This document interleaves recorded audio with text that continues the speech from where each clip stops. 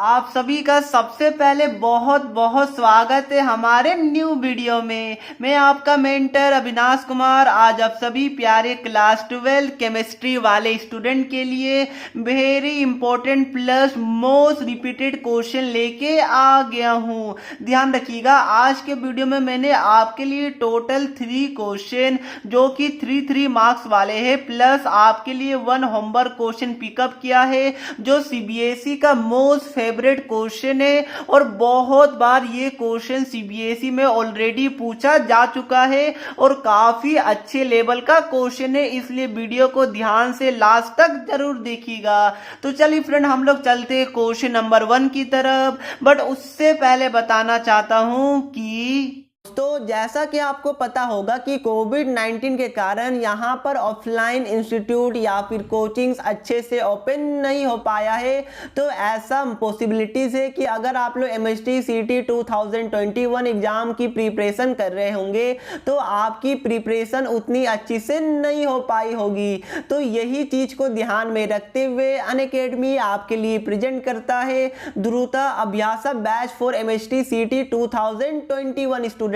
यहां पर होगा क्या कि फिजिक्स केमिस्ट्री मैथ्स बायोलॉजी का कंप्लीट फुल सिलेबस कंप्लीट करवाया जाएगा बाय अनअकैडमी टॉप एजुकेटर जिनके पास सालों का एक्सपीरियंस है, जो सालों से बच्चे को टीच कर रहे हैं। ये कंप्लीटली फ्रेश और न्यू बैच है जिसको 1 फरवरी से स्टार्ट किया जा रहा है और ये बैच में फुल सिलेबस तो कवर करवाया जाएगा। उसके साथ साथ प्रीवियस ईयर क्वेश्चन हो गया, मॉक टेस्ट, डीपीपी, बहुत कुछ आपको सिंगल सब्सक्रिप्शन के अंदर मिलेगा और ये बिल्कुल शेड्यूल वे में चलने वाला है। जैसा कि शेड्यूल आप देख सकते हैं, 1 फरवरी को order and degree of the differential equation maths का टॉपिक को लिया जाएगा। तो जाइए, इसका लिंक मैंने डिस्क्रिप्शन बॉक्स में दे दिया है, वहां पे जाके गेट सब्सक्रिप्शन में क्लिक कीजिए। देन आप लोग हमारा कूपन कोड fastest_education का यूज कीजिए तो आपको एक्स्ट्रा 10% डिस्काउंट मिल जाएगा। तो इस बार आप सभी को फोड़ना है एग्जाम्स को अनअकैडमी के साथ।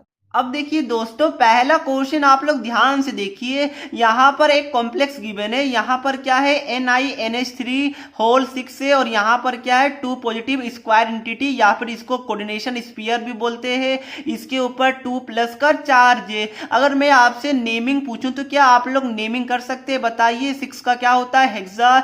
NH3 क्या है? एमीन है। और हमारा 2 प्लस मतलब कि पॉजिटिव है, मतलब क्या हो जाएगा? निकल। और ऑक्सीडेशन स्टेट क्या है? 2 है। ये नेमिंग मैंने आपको बता दिया, बट फिलहाल इसकी रिक्वायरमेंट इस वाले क्वेश्चन में तो नहीं है। यहां पर क्या बोला गया कि find the hybridization magnetic character की पैरामैग्नेटिक है या फिर डायामैग्नेटिक है। अनपेयर्ड इलेक्ट्रॉन प्रेजेंट होगा तो हमारा पैरामैग्नेटिक होता है, नहीं प्रेजेंट होगा तो हमारा डायामैग्नेटिक होता है। देन जियोमेट्री बोला गया है और आपको आगे भी कुछ क्वेश्चन पूछा गया है। तो चलिए फ्रेंड, ये आपको क्या करना है, पहले वीडियो को पॉज करना है, खुद से ट्राई कीजिए।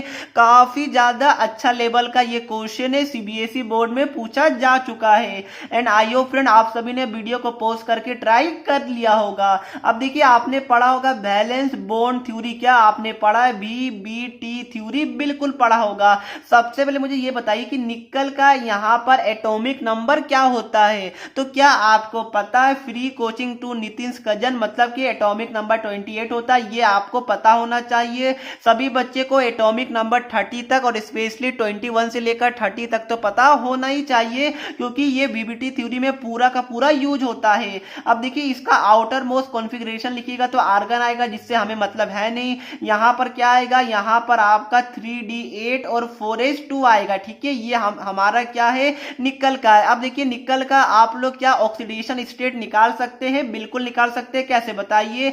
Ni को आप लोग X मान लीजिए और हमारा NH3 स्ट्रॉन्ग फील्ड लिगेंड है, बट ये हमारा न्यूट्रल लिगेंड है, इसलिए 0 चार्ज होता है, 0 × 6। और यहाँ पर स्क्वायर एंटिटी या फिर कोऑर्डिनेशन स्फीयर के ऊपर 2 चार्ज है, तो X क्या आ गया? प्लस हमारा +2 आ गया। तो मतलब क्या हो गया? Ni2 पॉजिटिव का यहाँ पर आउटर मोस्ट कॉन्फ़िगरेशन क्या होगा बताइए? ये हमारा आर्गन होगा, हमारा S से जाता है तो ये हमारा 3D8 बचेगा। ये हमारा क्या होता है? हमारा 4s2 है यहाँ पर, बट जो हमारा यहाँ 2 इलेक्ट्रॉन यहाँ से चला जाएगा तो ये हमारा S वाले ऑर्बिटल से जाता है। अब क्या बच गया? 3D8 बच गया और 4s 0 हो गया। आगे भी हमारा क्या होगा? P होगा। चलिए मैं इसको लिख देता हूँ। ये हमारा क्या होगा? 4p होगा और आप लोग आगे समझ जाइएगा। अब देखिए यहाँ पर अब आप लोग क्या देखिएगा, ये आप लोग यहाँ पर क्या कीजिए, सबसे पहले डी में 8 इलेक्ट्रॉन है, आप लोग क्या कीजिए बॉक्स के अंदर डालिए। तो कैसे डालेगा, एक एक एक एक एक, ये हमारा 5 हो गया। देन हमारा नेक्स्ट 3 जाएगा जो हमारा ऐसे जाएगा। अब देखिए एस में कितना है, एस में 0। देन हमारा पी में कितना है, पी में हमारा टोटल 3 बॉक्सेस होता है और इसमें भी अभी तो 0 है। अब ध्यान रखिएगा यहाँ पर आपको क्या बताना है, सबसे पहले मुझे ये बताइए कि NH3 क्या वीक लिगेंड है? जी बिल्कुल नहीं, NH3 हमारा वेरी स्ट्रॉन्ग लिगेंड है, ये आपको पता होना चाहिए। इसके साथ साथ CN हो गया या फिर CO हो गया, ये सभी हमारा स्ट्रॉन्ग फील्ड लिगेंड के केस के अंदर आता है और यहाँ पर NH3 भी क्या है, स्ट्रॉन्ग लिगेंड है। अब देखिए स्ट्रॉन्ग लिगेंड है तो आपने पढ़ा होगा कि स्ट्रॉन्ग लिगेंड क्या करता है कि धक्का मार के यहाँ पर पेयरिंग करवा देगा। क्या पेयरिंग करवा देगा? बिल्कुल। तो देखिए बच्चे लोग गलती यहीं पर करेंगे, यहाँ पर मैं यहाँ पर हेज दे रहा हूँ। देखिए बच्चे क्या करेंगे, बच्चे को लगता है कि NH3 स्ट्रॉन्ग फील्ड लिगेंड है तो बच्चे क्या करेंगे, यहाँ पर इसको पेयरिंग करवा देंगे तो ये हमारा खाली हो गया। अब देखिए अगर ये हमारा खाली हो गया, अब देखिए इसके आगे भी क्या होता है, हमारा डी होगा। चलिए मैं 4d भी बना लेता हूँ, ये हमारा क्या होगा, डी में 5 होता है, ये मैंने ये भी बना लिया। अब देखिए यहाँ पर कितना NH3 6 है टोटल, तो बच्चे क्या करेंगे, एक यहाँ पर एक यहाँ पर एक यहाँ पर एक यहाँ पर 4 हो गया, ये 5 हो गया, ये 6 हो गया।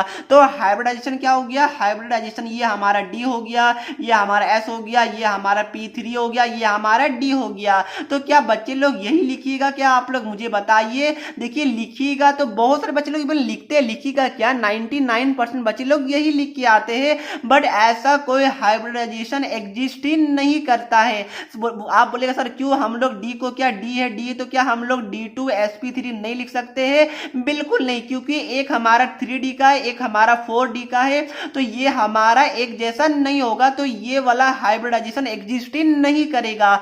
ये एक्सेप्शनल है, काफी ज्यादा इंपॉर्टेंट है, इसलिए ये बात को ध्यान रखिएगा। इसलिए यहां पर ये वाला हाइब्रिडाइजेशन एग्जिस्ट नहीं करता है, इसलिए इस केस में स्ट्रॉन्ग फील्ड लिगेंड होने के बाद भी पेयरिंग नहीं होगा, ये बात को ध्यान रखिएगा। काफी ज्यादा मैंने इंपॉर्टेंट क्वेश्चन पिकअप किया, तो ये हमारा नहीं होगा। तो नहीं होगा तो क्या होगा, ये आप लोग बच्चे लोग गलती करते हैं 99% बच्चे लोग, तो आपको आपसे नहीं करना है। तो क्या करना बताइए। देखिए यहां से मैं लिख रहा हूं, ये हमारा आगे कैसे जाएगा, आपको पेयरिंग बिल्कुल भी नहीं करवाना, ठीक है। पेयरिंग करवाएगा तब तो फिर हमारा एक डी यहां से आ गया, एक डी यहां से आ गया, ऐसा हाइब्रिडाइजेशन एग्जिस्ट ही नहीं करता है। तो क्या कीजिएगा, पेयरिंग मत करवाइए। ये हमारा एस हो गया, ये हमारा क्या हो गया 3p हो गया, और आगे का क्या हो जाएगा, 2 आप लोग डी वाला ले लीजिएगा, ठीक है। तो ये हमारा अब क्या हो जाएगा, हाइब्रिडाइजेशन एस हो गया, ये हमारा P3 हो गया, ये हमारा D2 हो गया। अब हमारा D4D का है, मतलब एक ही है, मतलब ये हमारा हाइब्रिडाइजेशन होने वाला है। ये दोनों में जमीन आसमान का फर्क है, ये बात को ध्यान रखिएगा, इसलिए ये वाला हमारा हाइब्रिडाइजेशन होगा। तो क्या सभी बच्चे को ये वाला क्वेश्चन समझ में आ गया? देखिए अभी कंप्लीट नहीं हुआ, यहाँ पर देखिए, यहाँ पर टोटल NH3 कितना था, देखिए क्वेश्चन में 6 था, तो एक यहाँ एक यहाँ एक यहाँ एक मतलब टोटल 6 हमारा जाएगा, तो sp3d2 हाइब्रिडाइजेशन होगा।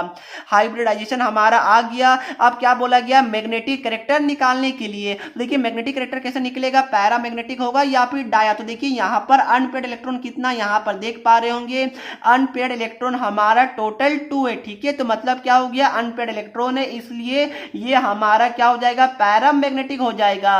और अगर बच्चे लोग, अगर आप लोग ये वाला चीज करते तो इस केस में आप देखते कि अनपेड इलेक्ट्रॉन 0 है, आप लोग लिख देते डायामैग्नेटिक, जो कि गलत हो जाता है, ठीक है। तो ये बात को ध्यान रखिएगा। नेक्स्ट हमसे क्या पूछा गया कि ज्योमेट्री, तो ये आपको पता होगा sp3d2 में क्या होता है, ऑक्टाहेड्रल का ज्योमेट्री होता है, ये आपको पता होना चाहिए। अब देखिए ये तीनों हमारा हो गया। यहाँ पर एक क्वेश्चन और पूछा गया है कि also comment either it is colourless और कलर्ड, ठीक है। तो आपको पता होना चाहिए कि अगर अनपेयर्ड इलेक्ट्रॉन हमारा 0 होगा तो उस केस में जो कंपाउंड है वो कलरलेस होता है, बट अगर अनपेयर्ड इलेक्ट्रॉन प्रेजेंट होगा तो देखिए यहाँ पर प्रेजेंट है, जी बिल्कुल है, इसलिए जो ये कंपाउंड है ये हमारा क्या होगा, कलर्ड होगा। तो क्या सभी बच्चे को ये वाला क्वेश्चन समझ में आ गया? काफी ज्यादा इवन मतलब कि मोस्ट इंपोर्टेंट के कैटेगरी का सवाल है, मैंने बहुत अच्छे से समझाने की कोशिश की है। आई होप फ्रेंड आप सभी को समझ में आ गया होगा, और एग्जाम में इस टाइप का क्वेश्चन आएगा तो डेफिनेटली आप लोग 3 मार्क्स अपने मुट्ठी में फिक्स कर लेंगे। अब देखिए फ्रेंड, ये हमारे लिए सेकंड क्वेश्चन है और ये वाला क्वेश्चन ऑलरेडी सीबीएसई बोर्ड में 3 इयर्स पूछा जा चुका है। ठीक है, यहाँ पर देखिए आपके लिए क्या बोला गया है कि फॉलोइंग कंपाउंड्स आर गिवन। यहाँ पर 3 कंपाउंड गिवन है, तो आप लोग क्या कीजिए, इसका स्ट्रक्चर बना लीजिए। क्या आपको बनाने आता है? बिल्कुल आता होगा। पहले क्या बोला गया, 2 ब्रोमो पेंटेन। तो कैसे बनेगा? पेंटेन मतलब 5 कार्बन होगा, बिल्कुल होगा। अभी मैं हाइड्रोजन नहीं दिखा रहा हूँ। 2 ब्रोमो मतलब कि ये हमारा 1 2, या फिर इधर से कहीं से भी मान सकते हैं, मैं इधर से मान रहा हूं 1 2, तो ये हमारा 2 ब्रोमो क्या बन गया, पेंटेन बन गया। अब सेकंड कंपाउंड क्या बोला गया, 2 ब्रोमो 2 मिथाइल ब्यूटेन। ब्यूटेन मतलब कितना कार्बन हो गया, 4 हो गया। हाइड्रोजन अभी मैं नहीं दिखा रहा हूं।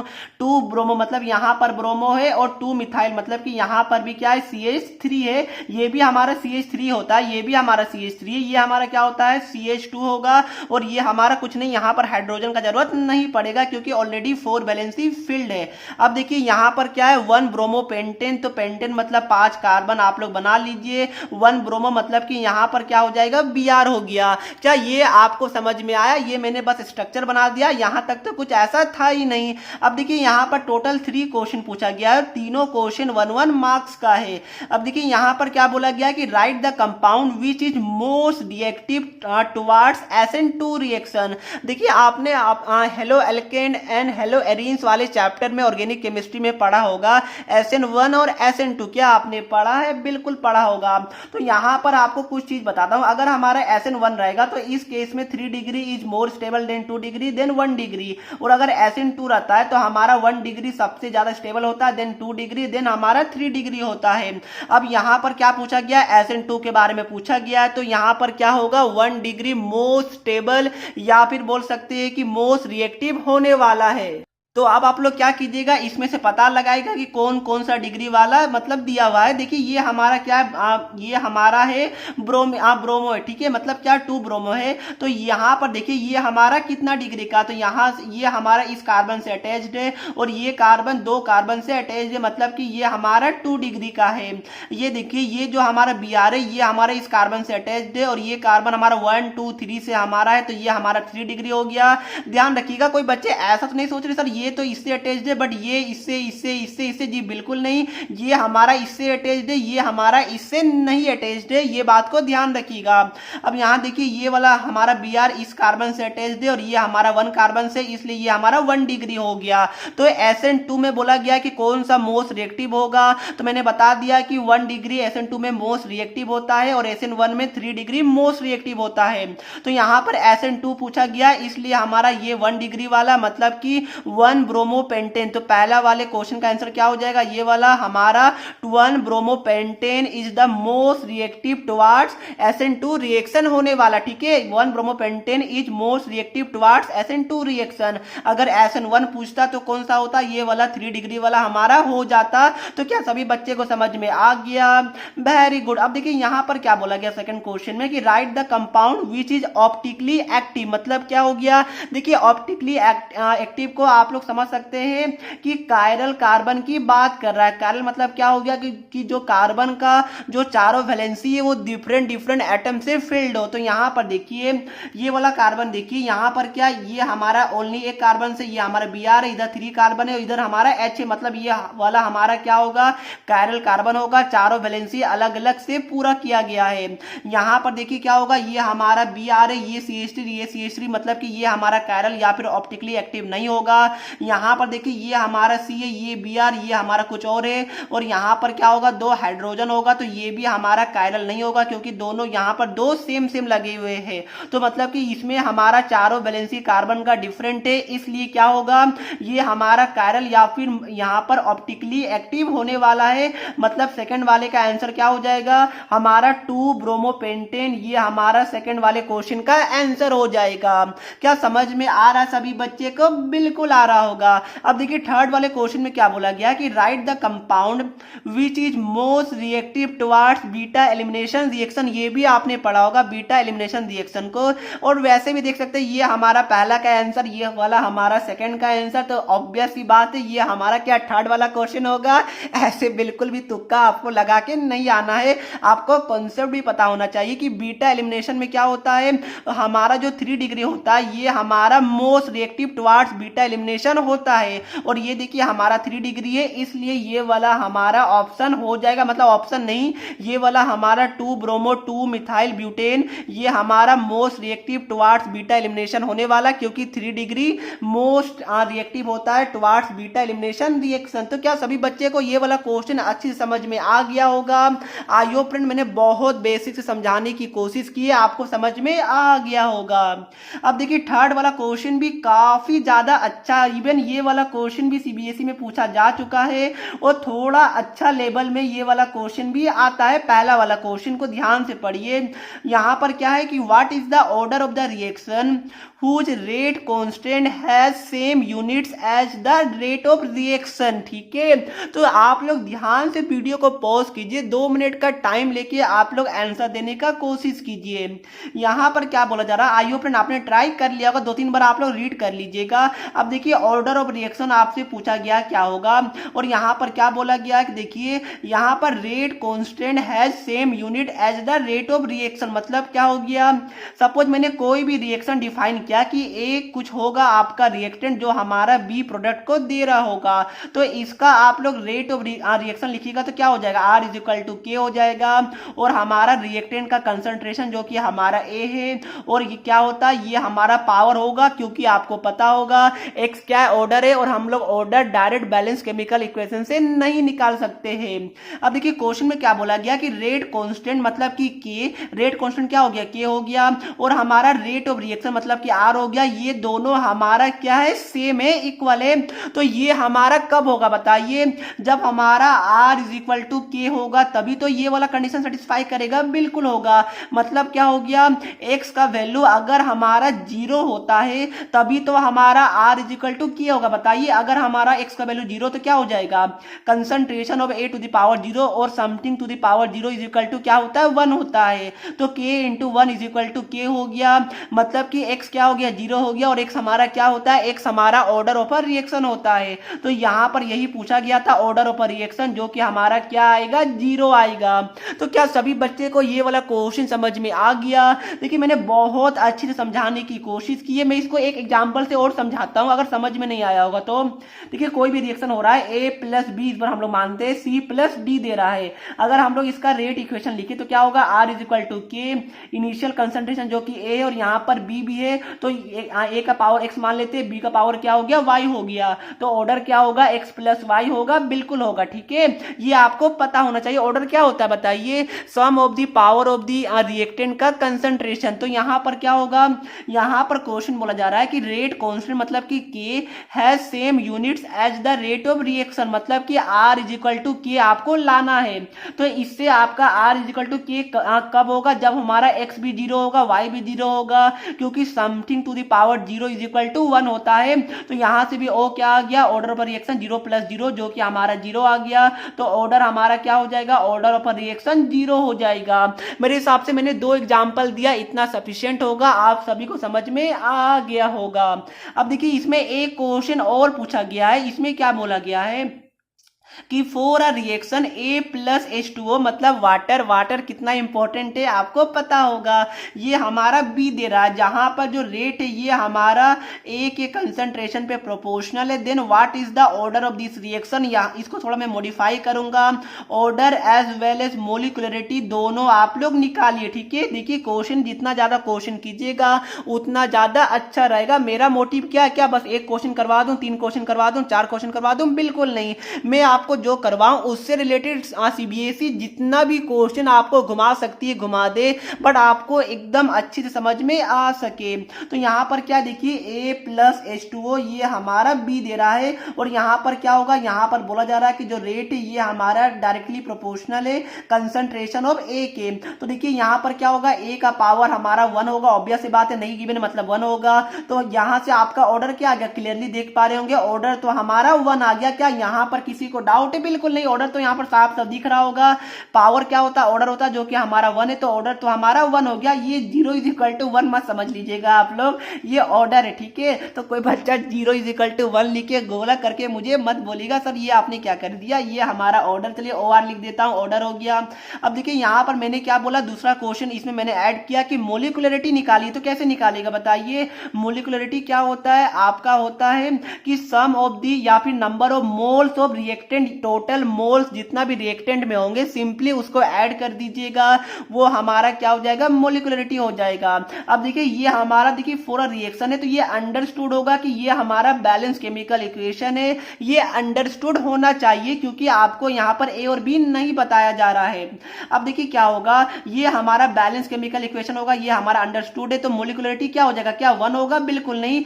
ए का आगे मोल कितना? 1 है, ठीक है, बिल्कुल है। और यहाँ पर H2O मतलब वाटर के आगे नंबर ऑफ मोल्स कितना? 1 है, तो 1 + 1 मतलब ये हमारा 2 हो गया। तो मोलिकुलरिटी क्या हो जाएगा? 1 बिल्कुल नहीं होगा, मोलिकुलरिटी हमारा 2 हो जाएगा। ये बात को ध्यान रखिएगा क्योंकि मोलिकुलरिटी क्या होता है? रिएक्टेंट में जितना भी जो चीज है उसका नंबर ऑफ मोल्स आप लोग ऐड कर दीजिए। तो ए के आगे 1 मोल है, H2O के आगे 1 मोल है, तो 1 + 1 ये हमारा 2 हो गया। तो मोलिकुलरिटी क्या हो जाएगा बताइए? मोलिकुलरिटी हमारा 2 आ गया, ऑर्डर हमारा 1 आ गया। तो क्या सभी बच्चे को क्वेश्चन समझ में आया? देखिए आज की वीडियो में और मुझे समझाने में तो बड़ा मजा आया। आई होप फ्रेंड आप सभी लोग यहाँ तक वीडियो देखे होंगे, अगर देखे होंगे तब तो आपको भी बड़ा मजा आया होगा। अगर आप लोग स्टार्टिंग में ही छोड़ के चले गए होंगे तब तो उसका बात ही नहीं है। प्लीज आप लोग वीडियो को लास्ट तक देखिएगा, बहुत कुछ आपको पता चलता है। अब देखिए एक आपके लिए होमवर्क क्वेश्चन है, यहाँ पर क्या है कि find the oxidation state of Ni निकल इन द कंपाउंड NiCO। मतलब क्या, देखिए मैं इसको छोटा करके लिखता हूं, NiCO, ये हमारा CO है और ये हमारा 4 है, ठीक है। तो इसका यहाँ पर आपको बताना है कि Ni का ऑक्सीडेशन स्टेट क्या होगा? आपका 10 होगा, इन्फिनिटी होगा, क्या होगा मुझे बताइए, कुछ भी हो सकता है। ये तो मैंने बस ऐसे ही नंबर बोल दिया, आप लोग मुझे बताइए कमेंट सेक्शन में कि Ni का ऑक्सीडेशन स्टेट क्या आपको नीचे वाला नहीं दिखा हो? देखिए मैंने ये चीज लिखा है NiCO और ये हमारा 4 है, इसका आपको क्या बताना है? इसमें आपको Ni का ऑक्सीडेशन स्टेट बताना है, तो कमेंट करके मुझे बता दीजिएगा। और आई होप फ्रेंड आपको सारा क्वेश्चन समझ में आ गया होगा। तो चलिए फ्रेंड मिलते हैं नेक्स्ट वीडियो में। प्लीज वीडियो अच्छी लगे तो लाइक शेयर सब्सक्राइब कर दीजिएगा। तब तक के लिए पढ़ते रहिए। जय हिंद, जय भारत।